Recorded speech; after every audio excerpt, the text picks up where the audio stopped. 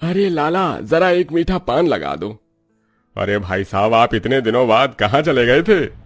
अरे कहीं नहीं लाला, वो मिसेज के साथ उसके मायके गया हुआ था, आज ही वापस आए हम। तुम जल्दी से हमारा वाला मीठा पान लगा दो। इतनी जगह से पान खाया है, लेकिन तलब तो तुम्हारे पान खाने से ही जाती है। अरे हम अभी लगाई देते हैं, बस तनिक 2 मिनट रुकिए। कितने मुरझा गए हैं मेरे आंगन के सभी पौधे। सोचा था बहू आएगी तो रोज आंगन के पौधों को पानी देगी, लेकिन मुझे तो रोज इसके मुंह पर पानी डालकर उसे उठाना पड़ता है। अरे तुमने उस शांति की बेटी के बारे में सुना? उसका पिछली वाली गली के विक्की के साथ चक्कर चल रहा है। सुनने में आया वो बहुत बड़ा गुंडा है। अरे ये तो कुछ भी नहीं है, मेरी खबर सुनो। वो सरला की बहू है ना, क्या नाम है उसका? हाँ, विनीता। विनीता और सरला के बेटे रोहन का तलाक का मामला चल रहा है। मैंने तो पहले ही कहा था ज्यादा पढ़ी लिखी बहू मत लेकर आओ। लो, लेकिन इससे हमें क्या? हम क्यों इन लोगों के बारे में बातें करके अपनी जुबान गंदी करें? चलो मैं तो चलती हूँ, रिंकू के पापा के लिए खाना बनाना है। ये है घोटाला मोहल्ला। जिस मोहल्ले का नाम ही घोटाला हो, उस मोहल्ले में कभी कुछ सीधा हो सकता है क्या? अभी तो इस मोहल्ले में काफी शांति है, लेकिन क्या ये शांति इसी तरह बनी रहेगी या कोई धमाल मचने वाला है? आइए आगे इस कहानी में जानते हैं। हाय रे मोरी कमर, अभी 2 दिन पहले तो कमर का दर्द ठीक हुआ था। किस चुड़ैल ने हमारी गैलरी में पानी डाल दिया है। अभी तो कांताबाई पोछा लगा कर गई थी। बेचारी सुषमा दर्द भरी कमर पकड़कर उठती है और आसपास देखती है कि उसकी गैलरी में कहां से पानी आया। तभी सुषमा की नजर उसके पड़ोस में रह रही पूनम की पानी की टंकी पर जाती है। टंकी भर जाने का कारण भी सारा पानी अब सुषमा की गैलरी पर आने लगा था। जब से ये पड़ोसन आई है तब से नाक में दम करके रख दिया है। आज तो मैं इसे छोड़ूंगी नहीं। सुषमा साड़ी का पल्लू कमर में ठूस कर सीधा अपनी पड़ोसन पूनम के घर जाती है। अरे सुषमा बहन, तुम इस वक्त? तुम्हारे घर में क्या कोई पैसों का पेड़ है? तो हमें भी जरा उसमें से पैसे तोड़कर दे दो। अरे पैसों का भी पेड़ होता है क्या भला? ये कैसी बातें कर रही हैं? सही कह रही हूँ मैं। तभी तो सुबह मोटर चला देती हो तो शाम तक मोटर बंद करने का नाम नहीं लेती। तुम्हारी टंकी का पानी भर भर कर हमारी गैलरी में आने लगता है। इतनी मुश्किल से मेरी कमर का दर्द ठीक हुआ था, लेकिन तुम्हारी वजह से मैं गिर गई और दोबारा से मेरी कमर में दर्द शुरू हो गया। जब से यहाँ पर आई हो तब से जीना हराम करके रख दिया है तुमने मेरा। जितना आपसे प्यार से बात कर रही हूँ आप उतना ही मुझ पर चढ़ रही हैं। मेरी टंकी का पानी है, जहां भी जाए, इससे आपको क्या? अरे मेरी बला से नरक में जाए, लेकिन मेरी गैलरी में क्यों आ रहा है? अभी तुम्हारी मकान मालिक से बात करके तुमसे घर खाली करवाती हूँ। बड़ी आई हमसे घर खाली करवाने वाली। मैं अभी देखती हूँ कि कौन हमसे घर खाली करवाता है। जा, जो करना है कर ले। अरे भाई साहब, ये औरतों का कोई और काम नहीं होता है। जब देखो खिच पिच खिच पिच खिच पिच। अरे भैया, औरतें हैं, औरतें छोटी सी बात को लंबी करना कोई इनसे सीख लो। हैं, चलो चलकर हम चाय पीते हैं। आपने वो कहावत तो सुनी होगी, जिस घर में 4 बर्तन होते हैं वो बजते जरूर हैं। ऐसा ही हाल इस मोहल्ले का भी था। आए दिन किसी न किसी के घर या पड़ोस में छोटी मोटी चीजों को लेकर बहस तो चलती रहती थी। कुछ लोग इस बहस को रोकने का काम करते थे तो कुछ आग में घी डालने का काम करते थे। रहने दे मोना, ये रोज रोज तेरी छत से कपड़े जो मेरी छत पर गिरते हैं ना, उन्हें लेने के बहाने तू रोज मेरे घर में आती है। सब पता है मुझे। अरे तुझे मेरे घर में जानना है तो मुझसे ही पूछ लिया कर। ऐसे रोज कपड़े लेने के बहाने क्यों आती है? हाँ, तू तो देश की प्रधानमंत्री है ना, क्या चल रहा है क्या नहीं तेरे घर से तो मुझे पूरी खबर मिलती है। अरे हवा पर क्या किसी का कोई जोर होता है? अगर कभी कभार तेरी छत पर कपड़े गिर भी गए तो क्या हो गया? तेरा कभी कभार का नहीं है, रोज का ड्रामा बन गया है ये।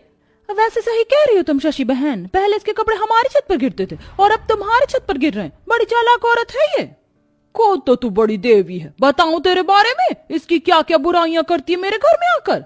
अब वो लगता है मैं चूल्हे पर दूध रख कर भूल गई। मैं अभी आती हूँ। आग लगाने आई थी शर्मिला अपना नाम आते ही दुम दबाकर वहां से भाग जाती है। अरे एक सोने की चेन ही तो मांगी है, कौन सा हार मांग लिया जो तुम दिला नहीं सकते? उस कोमल के पति को देखा है, हर महीने उसका पति उसे सोने की चांदी की कोई न कोई चीज बनवा कर देता है। अरे कोमल का पति सरकारी नौकर है, वो सोना तो क्या हीरा भी लाकर दे सकता है, लेकिन मैं तो एक छोटी सी दुकान में काम करता हूँ। मेरी माँ सच कहती थी कि इस गरीब से शादी मत कर, लेकिन मेरी आंखों पर प्यार की पट्टी बंधी हुई थी। हाय मेरी किस्मत, किस आदमी के पल्ले बन गई मैं। औरत इस मोहल्ले में तो मर्द भी एक दूसरे से परेशान रहते थे। ऐसे ही एक दिन अरे हाँ, मैं भी गई थी इस दुकान पर, बड़ी गजब की साड़ियाँ मिलती है। इस साल दिवाली पर मैं भी वहीं से साड़ी लेकर आऊंगी। विमला अपनी पड़ोस की सहेलियों के साथ मोहल्ले में खड़ी होकर बात कर रही होती है कि तभी मोहल्ले में रहने वाली सुषमा गुस्से से विमला के पास आती है। मेरे चेहरे पर क्या कोई चुटकुला लिखा है जो तू इतनी देर से मुझे देख देख कर हंस रही है? वैसे चुटकुले की कोई जरूरत नहीं है, तेरा चेहरा देखकर तो वैसे ही हंसी निकल आती है। तेरी इतनी हिम्मत कि तू मुझे देखकर हंस रही है? तुझे देखने से अच्छा है कि मैं किसी गटर की नाली के कीड़े को देख लूं। मेरे पास इतना फालतू का समय नहीं है जो तुझे देखकर मैं हंसूं। हाँ हाँ, तू तो जैसे कोई कैटरीना कैफ है ना, बड़ी आई चिमकांडी सी शक्ल की औरत। तूने मुझे चिमकांडी कहा? तू क्या कुत्ते की खुजली वाली पूछ? विमला, जुबान संभाल कर बात कर, वरना तेरी जुबान खींचकर तेरे पैर के अंगूठे से बांध दूंगी, समझी? चुड़ैल का कोई और काम ही क्या होता है? विमला की बात सुन सुषमा अब खुद पर से काबू खो देती है और विमला के बाल पकड़कर उसे मारने लगती है, जिसे देख अब विमला भी सुषमा के बाल पकड़ लेती है और दोनों पड़ोसनी एक दूसरे को पकड़कर मारने लगती है। दोनों पड़ोसनों को इस तरह लड़ता देख पूरे मोहल्ले वाले इकट्ठा हो जाते हैं।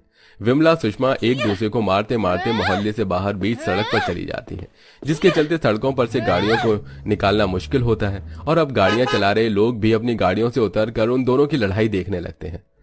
अरे भाई साहब, कोई तो इन मोहल्ले की औरतों को समझाओ कि ये लड़ाई मोहल्ले में अच्छी लगती है, इस तरह सड़कों पर नहीं। पूरी सड़क जाम करके रख दी इन दोनों औरतों ने। अरे भाई, हम इनके लड़ाई के बीच में गए ना तो ये दोनों हमें भी लपेट लेंगी। ये मोहल्ले की औरतें बड़ी खतरनाक होती हैं।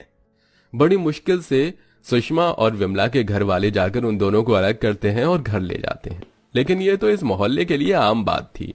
आए दिन कोई ना कोई इस मोहल्ले में कलेश होना जरूरी था, वरना जिस मोहल्ले में कलेश ना हो वो मोहल्ला ही किस बात का। ऐसे ही समय गुजरता रहता है और एक दिन मेरे पेट में बहुत दर्द हो रहा है। अपने आप को संभालो, मैं जल्दी से रिक्शा लेकर आता हूँ। अपनी पत्नी के पेट में दर्द होता देख राकेश जल्दी से बाहर जाकर रिक्शे वालों को ढूंढता है, लेकिन हड़ताल होने की वजह से कोई भी रिक्शा वाले चलने को तैयार नहीं होते। अरे क्या हुआ भाई साहब? राकेश भाई साहब, बड़े परेशान लग रहे हो, सब ठीक तो है ना? अरे पूनम के पेट में बहुत तेज दर्द हो रहा है, उसे जल्द से जल्द अस्पताल ले जाना होगा। कोई भी रिक्शा वाला चलने को राजी नहीं है। अरे आप घबराइए मत, भाभी को नीचे लेकर आइए, मैं जल्दी से अपनी गाड़ी निकालता हूँ। ओम जैसे ये बात अपनी पत्नी शशि को बताता है तो शशि भी भागती हुई पूनम के पास जाती है। इनकी हालत तो बहुत ज्यादा खराब है, आप घबराइए मत भाई साहब, वो गाड़ी निकाल रहे हैं। सभी लोग मिलकर पूनम को हॉस्पिटल लेकर जाते हैं। डॉक्टर के ट्रीटमेंट के बाद पूनम को दर्द में थोड़ा सा आराम मिलता है। भाई साहब, घबराने की कोई बात नहीं, कल तक हम उसे घर ले जा सकते हैं। आप दोनों का बहुत बहुत शुक्रिया। आप लोगों से हमारी इतनी लड़ाई हुई है, लेकिन मुश्किल वक्त में आप लोग ही हमारे काम आए। भाई साहब, एक मोहल्ले में रहेंगे तो लड़ाई तो होगी ही ना, लेकिन इसका मतलब ये थोड़ी ना है कि एक दूसरे के मुश्किल वक्त में हम एक दूसरे का साथ ना दे। मुश्किल वक्त में सबसे पहले पड़ोसी ही काम आता है। इतनी लड़ाई होने के बावजूद भी आज एक पड़ोसी ही दूसरे पड़ोसी की मदद करता है। यही तो मोहल्ले का प्यार होता है। लड़ाइयां भले ही चाहे जितनी भी हो, लेकिन प्यार उससे कभी कम नहीं होता। हाय रे मेरी कमर, पूरी की पूरी नई साड़ी भीग गई मेरी तो। आज तो ये पड़ोसन गई मेरे हाथों से। दिन में चांद निकल सकता है, सूरज पूरब की बजाय पश्चिम से उग सकता है, लेकिन मोहल्ले की लड़ाई कभी खत्म नहीं हो सकती। दोस्तों, क्या आपके मोहल्ले में भी लड़ाई झगड़ा रोज होता है? अगर हाँ, तो इसमें आप क्या करते हैं? लड़ाई छुड़वाते हैं या फिर हमारी तरह दूर से ही लड़ाई का मजा लेते हैं?